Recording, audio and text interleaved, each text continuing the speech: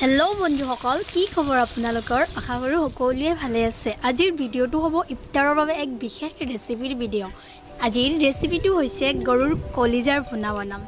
আগৰ ভিডিওটোত মই দেখুৱাইছিলো বাগাৰ মাছৰ ৰেচিপি যদি চোৱা নাই ব্লগটো চাই লব আৰু চেনেলটো সাবস্ক্ৰাইব কৰিবলৈ একেবাৰে নাপাহৰিব তো বন্ধুসকল আজিৰ ভিডিওটো মই আৰম্ভ কৰি দিছো ইফালে চাওক মই পিয়াজ নহৰু আদা ইত্যাদি ৰেডি কৰি আছো আপোনালোকে পৰিমাণ অনুযায়ী লৈ লব যিখিনি বস্তু পিয়াজ নহৰু আদা বা মছলা পাতিৰ যিখিনি প্ৰয়োজন ইফালে চাওক মই কলিজাখিনি ভালকে ধুই লৈছো মই তিনিবাৰ ধুইছো আপোনালোকেও ধুই ল'ব পাৰে তাতকৈ বেছিও ধুব পাৰে কাৰণ মোৰ কলিজাখিনিত ইমান লেতেৰা নাছিলে আগতে চাফাই একবাৰ মানে কাটাৰ আগতেও ধুই লৈছো সেইকাৰণে মই মানে তিনিবাৰে ধুলো আৰু আপোনালোকেও ধুই ল'ব কাৰণ পৰিষ্কাৰ পৰিচ্ছন্নতা অতিকৈ প্ৰয়োজন আৰু ইফালে চাওক মই কলিজাখিনি এটা প্লেটত ৰাখিলো ধুই মেলি আৰু পিয়াজ আগতে কাটি থোৱা পিয়াজখিনিও লৈ লৈছো